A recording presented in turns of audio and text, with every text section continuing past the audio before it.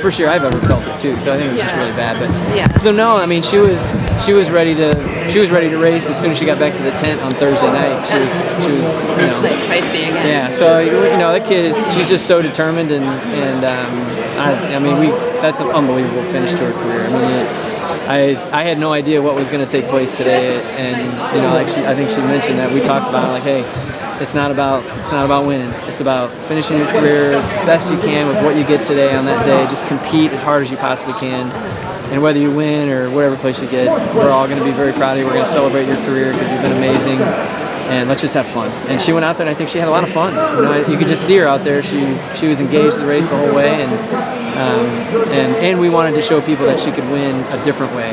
She hadn't won a race like this way yet, with a big finish like that, with a big kick, you know, and so it was nice to win a different way. You know, she's won 6 titles and she's won differently almost every time. You know, last year here she blew out a 72 with the K to go or whatever, and you know, she got away from everybody early and won, and this year she showed that she can close with anybody and has that last bit of change of gears. And all we talked about all day was just save another gear for the last 50 meters because, you know, you never know what you're going to need down that home stretch. And what's really funny is we talked about the men's 10K and Flanagan from Michigan, and we talked about his last 50 meters. I said, you watched that, or we watched it over again. I said, look at him. He had one more change of gears. He had one more gear in his hip pocket the last 50 meters, and that's what won the race. And then ironically, we had stopped at a coffee shop in town before we came over here, and he was there, and he came up and wished her luck and all this stuff. I was like, that's it. Just remember his finish in the last 50 meters and save yourself one in the hip pocket, and she did, and that's what got her across the line. That's what you're thinking with 2:20 to go when she was a full stride back. Save a gear, save a gear, save a gear, save a gear. You know, and she did. You know, she made her form stay together, and she fought hard down the stretch, and she got there. So unbelievable, best one yet, without a doubt, because everybody had thrown her out. Everybody had left her for dead after Thursday, and for her to fight back and show her determination and her ability to persevere, you know, some ups and downs, unbelievable. Yeah. Did she feel confident with like a lap to go? Did I? Yeah. I knew she felt good. We were laughing. Coach Smith and I were laughing because Thursday night she didn't look over at us once, and I'm like, Coach, that's not a good sign. She always looks over at us. She always looks over at us, and then she finally admitted it yesterday. She said, yeah, I didn't look at you guys once. I felt terrible. You know? And today she was looking over at us. So like, all right, I know she feels good because she's looking over at us. And so we knew she was feeling good, but you just never know because there's a lot of great kickers in that field there. And we knew it was going to take a heck of a finish to get there in front of those girls. So it was awesome. They all threw their best at her. You know, Frazier came up and got by her, and all those other girls were lurking, and it was incredible. How down and disappointed was she? Obviously, I mean, none of us. I mean, if, you know, third place, nothing to hang your head out. But did she seem down Thursday? Yeah, you know, I think she actually was okay with the result because she knew, you know, the historical 6 girls meaning of what happened out there and how fast they ran. And I think her biggest piece of disappointment was just feeling that she disappointed people. You know, and we're like, hey, come on, it's never been about that. You know, this is about you. You did awesome. You gave your best. You gave everything you had on this day. That was your very best today, and that's all we can ever ask of you. And so once she kind of she was okay once we got past. And she was, by the time we got back to the tent, she was like, I just want to run I want to run the 5K right now. You know, like, okay, we got to get recovered. We got to build you up for 2 days and get you ready to go on Sundays or Saturday. So could you sense that she was feeling some of the pressure? Obviously, all this national attention. And you can't. I mean, as much as we try to deflect it, you know, she's going to be turning pro this week and this coming week, and you know, carrying the burden of being the favorite, and anything less than a win is a major disappointment, you know. And like, hey, she ran a great race. You got to give credit to the 2 girls that beat her on Thursday night. They ran amazing races in the 30 years, fastest race, you know, fastest 10Ks we've seen. So I think in the end, I think, you know, she's a great competitor, but she respects her competition, and she's like, hey, they ran a great race, and I'm going to come back and try to do the same thing on Saturday, and she was able to do that, which is incredible. Was the double your idea, her idea? How did you guys come to that? You know, last year we had kicked around a double a little bit, and then we kind of decided that, hey, you know what? Let's just try to get one last year. And so ever since last year when we just ran the 5, we both had been talking about it. She's like, I really want to double my senior year. I want to double and just see if we can do it, you know. And so it was both of our ideas. We had talked about it a lot. And the biggest thing was trying to decide whether she would run the 15 or the 10. Yeah. We knew she'd run the 5. we decided on the 10 and the 5, and I still feel like, you run that 10K many times out of whatever, 9 out of 10 times that she's got a great chance to win. Yeah. And you just got to take your hat off to those girls that beat her. They beat her straight up. And so yeah. What's it going to be like for you, first day of practice next fall when there's no Karissa on the team? It's going to be very different. Yeah, it's going to be very different. At all, or Oh, sad? absolutely. Yeah. This is just a historic run that she's had, and not only on her accolades on the track, but just her and what she does in the community and what she does in the classroom and what she does as a leader on our team.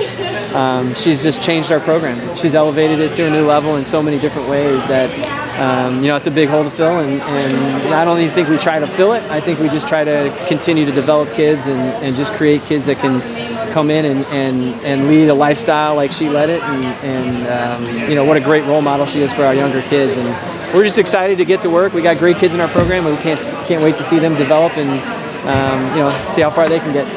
What do you think her event will be as a pro? Man,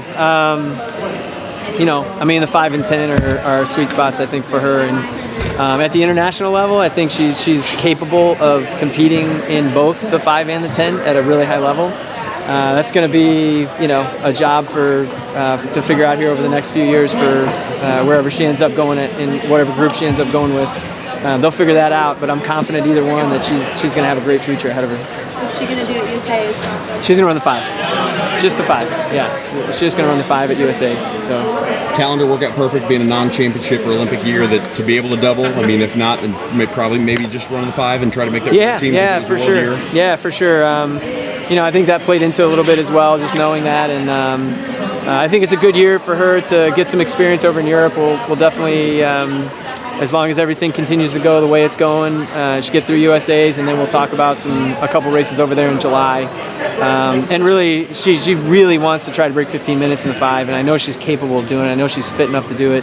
Just needs to be in the right race to do it, and that's going to be a big reason why we'll get her over to Europe and get her in one of those types of races in July at some point. So it's exciting. She's still got some work to do. So how are your nerves today compared to every other race?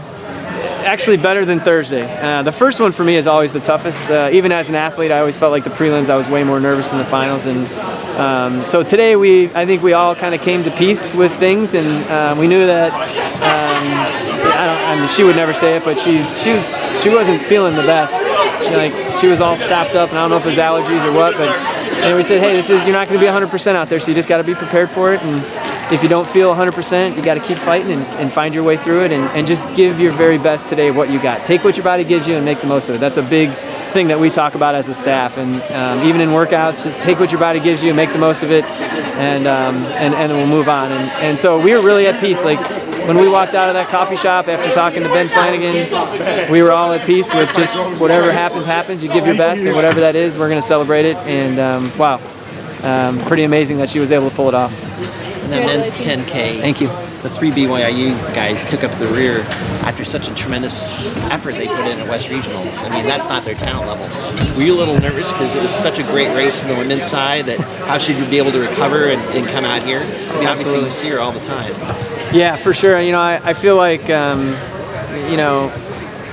that was probably my biggest concern going into the 5K today, is if it didn't go well today, everybody's going to be saying, oh, she ran too hard at the regional meet or whatever.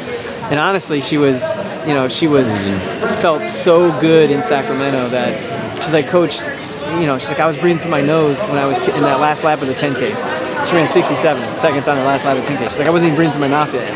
She's just so fit that that weekend she was just on. And this weekend she had to work a lot harder for it, no doubt about it. Whether that was a function of how hard they ran, probably. But I'm just really proud of her that she was able to come back and get the title in the 5. Because she seemed like she had a little hobble at the end of the 10K. Yeah. The last 3 laps and the strain on her face. Never seen it before. Yeah. I think wear down maybe a little bit. I think it's if you watched her in the SEC meet indoors, she was smooth as silk, and just looked amazing. Her 3K was awesome. The 1600 leg on the DMR where she ran 425 and closed like crazy, awesome. And then 2 weeks later at the indoor meet, she won both, but I didn't think she looked as smooth as she did. And I think it's a function of like pressure. You know, the amount of pressure this young lady was under on all these championships is enormous because, you know, like I said, you get to the point where she's at, and it's either win or you failed. Yeah. You know what I mean? And from the outside looking in, not from us, but from the outside looking in. And I think that it kind of reared its ugly head, so to speak. You know, at the end of that race when she was really having to strain, wasn't feeling great. And I think as she tightens up, it pulls her muscles in her back up, and she gets that hitch, and you know it's tough. You know, so yeah. Thank you so much. Great job. Thank you. Appreciate You it. did a fantastic job with there. Thank you. Great work. Appreciate it. Yeah. Last Right, one, yeah. Mark. They're going to do the award. Oh, they're gonna do the awards. Yeah. What 10, 15, 20 years down the road? What obviously everybody will remember the championships and the smile and her finishes and the emotions. What's one or two things that the public doesn't see? The biggest memories you'll have of her, whether just a moment at practice or just something that stands out that you'll never forget. Oh, I think just you know the family. She's got great family, and everything that you see from her, you know the sincerity, the humbleness, the willing to give to community. Right. Always willing to sign an autograph. Always willing to take a picture with anybody. Just very humble, and that comes from her family and the times that we've had hanging out with them, dinners after these late races, and that's what we'll remember. You know, just spending time with her and her family, and just enjoying her being such a great person and really appreciating the ride. You know, I think that's something that's really unique about her. Is she really enjoyed the ride, and we did too. Yeah. So, congrats. Yeah.